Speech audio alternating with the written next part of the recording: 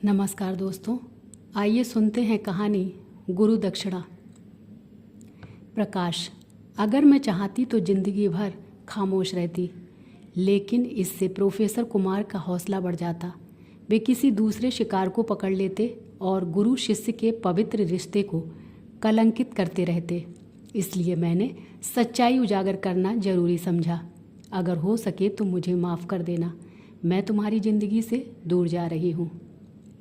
लखनऊ विश्वविद्यालय के पीछे गोमती तट पर दीपा प्रकाश की गोद में सिर रखकर लेटी हुई थी। उसकी आंखों में अनगिनत सपने समाये हुए थे और चेहरे पर असीम शांति छाई हुई थी।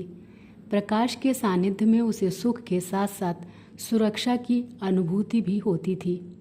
अचानक आए तेज हवा के झोंके ने दीपा की लटों को बिखरा दिया। उसका पूरा चेहरा बालों से यूं ढक गया जैसे बदली से चांद। प्रकाश ने हाथ बढ़ाकर उसकी बिखरी हुई लटों को संवारा, फिर उसके चेहरे को दोनों हाथों के बीच लेते हुए बोला, दीप, हम लोग कब तक यूं छिप छिप कर मिलते रहेंगे? आखिर कब तुम इस प्रकाश के आंगन में प्रकाश बिखेरने के लिए राजी होगी? दीपा अपनी आंखें प्रकाश के चेहरे पर टिकाते हुए मुस्कुराई। प्रकाश तो दीप का अंतिम लक्ष्य होता है। प्रकाश के बिना उसका अस्तित्व अर्थहीन है। लेकिन क्या? प्रकाश अधीर हो उठा। तुम तो जानते हो जो रिसर्च मैं कर रही हूँ वह कितना महत्वपूर्ण है। थीसिस पूरी करने के लिए मुझे 24 घंटे का समय भी कम पड़ रहा है। ऐसे में अगर मैं शादी कर लेती हूँ तो अपने दायित्वों को पूरा नहीं कर पाऊँगी। दीपा ने अपनी तर्जनी प्रकाश के होठों पर टिकाते हुए कहा, हमारे घर में इतने नौकर हैं कि तुम्हें कोई काम करने की आवश्यकता ही नहीं पड़ेगी। तुम आराम से अपनी थीसिस पूरी करना। प्रकाश ने समझाने की कोशिश की।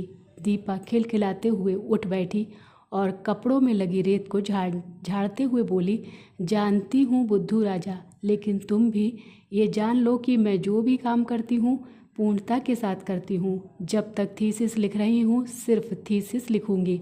जब प्यार करूँगी तो सिर्फ प्यार करूँगी। उस समय मैं किसी नौकर को ना तो तुम्हारे पास चाय की प्याली लेकर फटकने दूंगी, ना ही किसी को तुम्हारे कपड़े छूने दूंगी। सिर्फ मैं और तुम, हमारे बीच तीसरा कोई नहीं आएगा। इसलिए फ़िलहाल थोड़ा सा इंतज़ार और करो। मेरी थीसिस बस पूरी होने ही वाली है। उसके बाद हम अपने अपने घर वालों को अपने प्यार के बारे में बता देंगे। ठीक है भाई, जैसी आज्ञा। प्रकाश ने सिर झुकाते हुए इस अंदाज में कहा कि दीपा एक बार फिर खिलखिलाकर हंस पड़ी। दीपा और प्रकाश बीएससी में सहपाठी थे। एमबीए करने के पश्चात प्रकाश एक मल्टी नेशनल कंपनी में एग्जीक्यूटिव हो गया था। दीपा को एमएससी के पश्चात यूजीसी से स्कॉलरशिप मिल गई थी। एमएससी में उसने सर्वोच्च अंक हासिल किए थे, इसलिए प्रोफेसर कुमार सहर्ष उसे अपने अधीन रिसर्च कराने के लिए सहमत हो गए थे। आकर्षक व्यक्तित्व के धनी प्रोफेसर कुमार खानदानी व्यक्ति थे। पूरा विश्वविद्यालय उनकी योग्यता का कायल था। उनके अधीन रिसर्च करना सभी शोधार्थियों का सपना रहता था।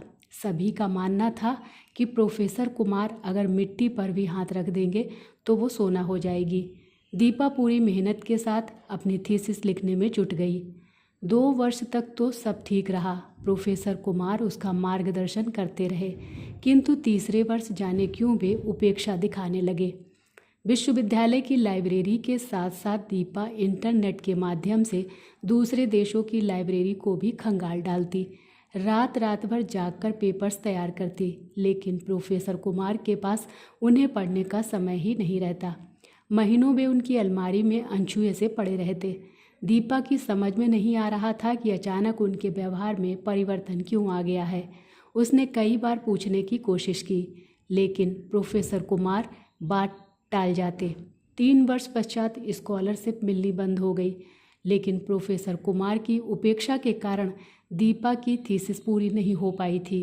इसी बीच उसकी मुलाकात प्रकाश से हो गई। दोनों एक दूसरे को पहले से ही पसंद करते थे। शीघ्र ही दोनों में प्यार के अंकुर फूट गए। प्रकाश जल्दी ही शादी कर घर बसाना चाहता था, लेकिन दीपा थीसिस पूरी होने के बाद ही शादी करना चाहती थी। प्रकाश का आग्रह देख उसने दिन रात मेहनत कर थीसिस पूरी कर ली थी। उसे प्रोफेसर कुमार को दिए हुए 1 महीना हो गया था, लेकिन उन्होंने उसे अभी तक देखा भी नहीं था। इससे दीपा काफ़ी परेशान थी, क्योंकि उनकी संस्तुति के बिना दीपा को PhD की उपाधि नहीं मिल सकती थी। उस दिन प्रकाश से मिलने के बाद दीपा ने प्रोफेसर कुमार से स्पष्ट बात करने का निश्चय किया। अगले दिन मौका देखकर उसने कहा, सर, पिछले 1 साल से मैं महसूस कर रही हूँ कि आप मुझसे कुछ नाराज़ हैं। ऐसी कोई बात नहीं है। प्रोफेसर कुमार ने उपेक्षा भरे स्वर में कहा, सर, अगर ऐसा नहीं है तो आप मेरी थीसिस को पढ़ क्यों नहीं रहे हैं? बताइए तो क्या कमी है मेरी मेहनत में? दीपा ने आग्रह किया। कमी बताने से क्या फ़ायदा? प्रोफेसर कुमार ने अपना चश्मा उतारकर मेज पर रख दिया। सर, आप आदेश करें, मैं उस कमी को हर हाल में पूरा करूंगी। दीपा के स्वर में दृढ़ता झलक उठी। प्रोफेसर कुमार ने एक उचटती हुई दृष्टि दीपा के चेहरे पर डाली, फिर बोले, तुमने अपने गाइड को अभी तक गुरु दक्षिणा नहीं दी है। बस इतनी सी बात। अगर आप पहले बता देते तो मैं आपकी इच्छा कब की पूरी कर चुकी होती। दीपा हल्का सा मुस्कुराई, फिर बोली, बताइए, क्या गुरु दक्षिणा चाहिए आपको? तुम अपने वादे से मुकर तो नहीं जाओगी? सर, अगर आप आज्ञा करें तो मैं एकलव्य की तरह अपना अंगूठा काट कर आपके चरणों में अर्पित कर दूंगी। दीपा की आंखों में सम्मान के चिन्ह उभर आए। एकलव्य का अंगूठा? प्रोफेसर कुमार हल्का सा मुस्कुराए, फिर बोले, यह उसी जमाने की बात थी। भावनाओं में बहकर एकलव्य ने अपना कैरियर बर्बाद कर डाला था। आज के युग में सिर्फ कैरियर बनाने की बात सोची जाती है। आज गुरु और शिष्य दोनों ही प्रगतिशील विचारों के हैं। यदि गुरु कोई दक्षिणा लेता है तो बदले में शिष्य के कैरियर में 4 चांद लगा देता है। जानती हूँ सर, आपके अधीन रिसर्च पूरी करने वाले को एक सम्मानजनक मुकाम अपने आप ही हासिल हो जाता है। इसीलिए तो मैं आपकी आज्ञा का पालन करने के लिए तत्पर हूँ। दीपा के स्वर से श्रद्धा झलक उठी। यह सुन प्रोफेसर कुमार अपनी आंखें बंद कर कुछ पल सोचते रहे, फिर फुसफुसाते हुए बोले, मुझे ज़्यादा कुछ नहीं चाहिए। सिर्फ उतना ही चाहिए जितना आजकल के दूसरे सुयोग्य गाइड लेते हैं। क्या? मेरे घर वाले कल बाहर जा रहे हैं। सिर्फ 2 रातों के लिए तुम मेरे घर आ जाओ, तुम्हारी थीसिस क्लियर हो जाएगी। प्रोफेसर कुमार ने कहा, जैसे अनेकों ज्वालामुखी एक साथ धधक उठे हों, जैसे सैकड़ों बिजलियां एक साथ गिर पड़ी हों, जैसे संपूर्ण ब्रह्मांड में विस्फोट हो गया हो। हतप्रभ दीपा का मुंह खुला का खुला रह गया। पलकें जैसे झपकना भूल गई। उसकी संपूर्ण चेतना जड़ हो गई। उससे विश्वास ही नहीं हो रहा था कि जो कुछ भी उसके कानों ने सुना है वो सत्य भी हो सकता है। उसके कानों में पिघला हुआ शीशा खौलने लगा था। काश ऐसे वाक्यों के स्वर ध्वनिहीन हो जाते या कान श्रवणहीन। तुमने कोई उत्तर नहीं दिया। तभी प्रोफेसर कुमार ने उसकी तंद्रा भंग कर दी। संज्ञा शून्य दीपा की आंखों से अविरल अश्रुधारा बह निकली। बहुत मुश्किल से उसके कपकपाते होठों से स्वर फूटे, सर, मैं आपकी बेटी के समान हूँ। Oh, come on baby, be practical. आजकल गुरु शिष्य का रिश्ता दोस्ती का होता है। प्रोफेसर कुमार भद्दे ढंग से मुस्कुराए, फिर अचानक ही उनका स्वर सख्त हो गया। फैसला तुम्हारे हाथ में है। अगर मेरे साथ दोस्ती निभा दोगी तो मैं तुम्हारी ज़िंदगी संवार दूंगा, वरना अपनी इतने सालों की मेहनत पर पानी फिरा समझना। दीपा ने कोई उत्तर नहीं दिया। मुंह पर हाथ रख वो दौड़ती हुई वहाँ से चली गई। सारे आदर्शों की छवि एक झटके में खंडित हो गई थी। पुरुषों ने सदैव से स्त्री को उपभोग की वस्तु समझा है। प्रोफेसर कुमार ने भी उसे मात्र एक स्त्री ही समझा।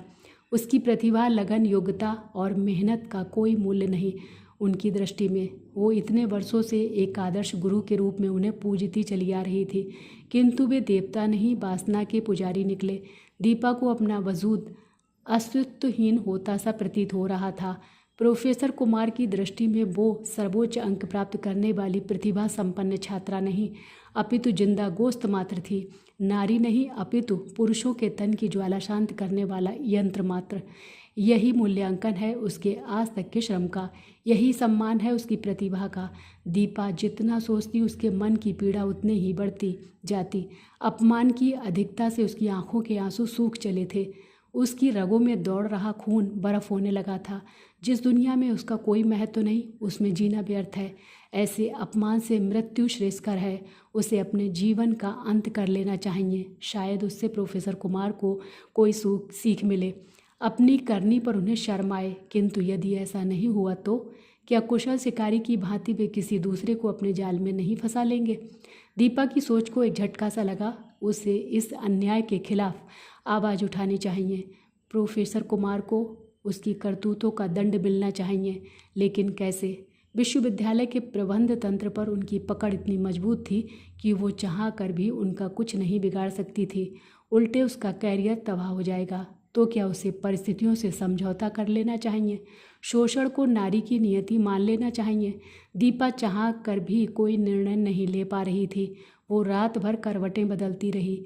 एक के बाद एक ख्याल आते रहे। अगले दिन जब वह उठी तो अपनी दिशा निर्धारित कर चुकी थी।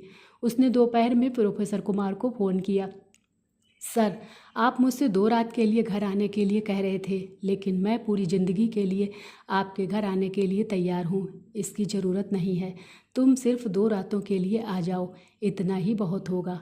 प्रोफेसर कुमार ने हंसते हुए कहा, ओके सर, मैं शाम को पहुँच जाऊँगी। दीपा ने कहा और फ़ोन काट दिया। इसके बाद उसने प्रकाश के ऑफिस फ़ोन किया। प्रकाश, मैं आज ही तुम्हारे घर वालों से मिलना चाहती हूँ, लेकिन आज तो मैं ऑफिस के काम से बाहर जा रहा हूँ। प्रकाश ने कहा, प्रकाश प्लीज़ अपना कार्यक्रम बदल लो, क्योंकि मैं आज ही अपनी ज़िंदगी के बारे में फ़ैसला करना चाहती हूँ। दीपा ने जोर दिया, लेकिन क्या मेरे लिए तुम इतना नहीं कर सकते? दीपा का स्वर कातर हो उठा। तुम्हारे लिए तो मैं अपनी जान दे सकता हूँ। घर वालों का सामना करना तो बहुत मामूली बात है। प्रकाश हंस पड़ा। ओके, मैं 5 बजे तुम्हारे ऑफिस के सामने पहुँच जाऊँगी, दीपा ने कहा और तुरंत फ़ोन काट दिया। दीपा ने अपनी भूमिका तय कर ली थी, किंतु उसके अंतर मन में हलचल मची हुई थी। समय काटे नहीं कट रहा था। घड़ी की सुइयाँ भी आज कुछ ज़्यादा ही धीमे चल रही थी। शाम 5 बजे वह तैयार होकर प्रकाश के ऑफिस के सामने पहुंच गई। प्रकाश अपनी कार में बैठा उसी की प्रतीक्षा कर रहा था। उसे लेकर तुरंत अपने घर की ओर चल पड़ा। रास्ते भर दीपा मौन रही। प्रकाश ने भी उसे टोकना उचित नहीं समझा। सोचा शायद वो अपने आप को आने वाली स्थिति के लिए तैयार कर रही है। अपने विशाल बंगले के प्रांगण में प्रकाश ने कार रोकी और दीपा के कंधे पर हाथ रख स्नेह भरे स्वर में बोला, दीपा, घबराना बिल्कुल नहीं। डैडी बहुत अच्छे हैं। मुझे विश्वास है कि वे तुम्हें अवश्य स्वीकार कर लेंगे। मैं तुम्हारे डैडी को बहुत अच्छी तरह से जानती हूँ। दीपा ने अपनी बड़ी बड़ी आंखों को उठाकर प्रकाश की ओर देखा। जानोगी क्यों नहीं, उनकी स्टूडेंट जो रह चुकी हो। प्रकाश मुस्कुराया। स्टूडेंट रह नहीं चुकी हूँ, बल्कि आज भी हूँ। क्या मतलब? मैं अपनी रिसर्च उन्हीं के अंडर पूरी कर रही हूँ, दीपा ने धीमे स्वर में बताया। तुम डैडी के अंडर रिसर्च कर रही हो? प्रकाश उछल पड़ा। फिर दीपा को घूरते हुए बोला, मैंने तुमसे कितनी बार गाइड का नाम पूछा था, लेकिन तुमने बताया क्यों नहीं? मैं अपनी रिसर्च अपनी मेहनत और योग्यता के बल पर पूरा करना चाहती थी। अगर मैं तुम्हें गाइड का नाम बता देती तो तुम अपने डैडी से मेरी सिफारिश अवश्य करते। फिर मेरे मन में ज़िंदगी भर ये एहसास बना रहता कि पीएचडी की डिग्री मुझे अपनी योग्यता से नहीं बल्कि सिफारिश से मिली है। दीपा का स्वर अचानक ही गंभीर हो उठा। You are great Deepa, really you are great. आज डैडी तुम्हें नई भूमिका में देखकर पूरी तरह चौंकेंगे। प्रकाश ने स्नेह से दीपा के कंधे पर हाथ रख उसे नीचे उतरने का इशारा किया। कार का दरवाज़ा बंद कर प्रकाश दीपा को लेकर घर के भीतर पहुंचा। दीपा के साथ प्रकाश को आता देख प्रोफेसर कुमार बुरी तरह चौंक पड़े। उनकी समझ में ही नहीं आया कि वे दोनों एक साथ कैसे आए। बहुत मुश्किलों से उन्होंने अटकते हुए कहा, प्रकाश, तुम तो आज ऑफिस से ही सीधे बाहर जाने वाले थे ना? हाँ, लेकिन दीपा ने जिद की कि मैं आज ही उसकी मुलाकात आपसे करवा दूं। प्रकाश ने मुस्कुराते हुए बताया, कैसी मुलाकात? प्रोफेसर कुमार का स्वर किसी अनहोनी आशंका से कांप उठा। सर, आप चाहते थे कि मैं केवल 2 रातों के लिए आपके पास आ जाऊं, लेकिन आपका बेटा पूरी ज़िंदगी के लिए मुझे यहाँ लाना चाहता है। दीपा ने एक शब्द पर जोर देते हुए कहा, सड़ाक सड़ाक सड़ाक, जैसे नंगी पीठ पर चाबुक पड़ रहे हों। प्रोफेसर कुमार का सर्वांग कांप उठा। उन्होंने कभी स्वप्न में भी ऐसी स्थिति की कल्पना नहीं की थी। दीपा ने एक झटके में उनके चेहरे का नकाब नोच डाला था। अपने बेटे के सामने ही उन्हें नंगा कर दिया था। उनका चेहरा सफ़ेद पड़ गया। ऐसा लग रहा था जैसे किसी ने सारा खून निचोड़ लिया हो। अवाक तो प्रकाश भी रह गया था। चंद क्षणों तक तो उसकी समझ में ही नहीं आया कि क्या करे। फिर उसने दीपा की बाहों को पकड़ झंझोड़ते हुए कहा, दीपा तुम होश में तो हो? तुम्हें मालूम है कि तुम क्या कर रही हो? अच्छी तरह मालूम है, लेकिन शायद तुम्हें नहीं मालूम कि तुम्हारे डैडी रिसर्च पूरी कराने के लिए मुझसे क्या गुरु दक्षिणा मांग रहे थे। दीपा ने सर्द स्वर में कहा। दीपा की बाँह छोड़ प्रकाश ने उलझन भरी दृष्टि से प्रोफेसर कुमार की ओर देखा। उसे अभी भी विश्वास नहीं हो रहा था कि दीपा जो कुछ कह रही है वो सत्य हो सकता है। प्रोफेसर कुमार की आंखों में बेटे की दृष्टि का सामना करने की ताब नहीं थी। उन्होंने अपनी आंखें झुका ली। डैडी, अविश्वास से प्रकाश का स्वर कांप उठा। प्रकाश, अगर मैं चाहती तो जिंदगी भर खामोश रहती, लेकिन इससे प्रोफेसर कुमार का हौसला बढ़ जाता। वे किसी दूसरे शिकार को पकड़ लेते और गुरु शिष्य के पवित्र रिश्ते को कलंकित करते रहते। इसलिए मैंने सच्चाई उजागर करना जरूरी समझा। अगर हो सके तो मुझे माफ़ कर देना, मैं तुम्हारी ज़िंदगी से दूर जा रही हूँ। दीपा ने प्रकाश की ओर देखते हुए कहा। उसकी आंखों में अश्रुकण झिलमिला उठे थे। तुम माफ़ी किस बात की मांग रही हो? प्रकाश का स्वर भीग उठा। पल भर के लिए उसके चेहरे पर तूफान के चिन्ह छा गए। फिर वो दृढ़ स्वर में बोला, दीपा, आज तक मैं तुमसे प्यार करता था, लेकिन आज मेरे मन में तुम्हारी इज्जत और बढ़ गई है। मैं हर हालात में तुम्हें स्वीकार करना चाहता हूँ। अब यह संभव नहीं हो सकता। दीपा ने फैसला सुनाया। क्यों संभव नहीं हो सकता? प्रकाश तड़प उठा। दीपा ने स्नेह भरी दृष्टि से प्रकाश की ओर देखा, फिर शांत स्वर में बोली, यदि सत्य उजागर किए बिना मैं तुमसे शादी कर लेती, तब भी तुम्हारे डैडी जिंदगी भर मुझसे आंखें न मिला पाते। वे भले ही गुरु का धर्म भूल गए हों, लेकिन मैं शिष्या का धर्म नहीं भूली हूँ। अपनी बहू के सामने आजीवन जलील होने की जलालत से मैं उन्हें मुक्ति देती हूँ। यही मेरी गुरु दक्षिणा होगी। इतना कहकर वो तेजी से वहाँ से निकल गई। किसी में उसको रोक पाने का साहस ना था।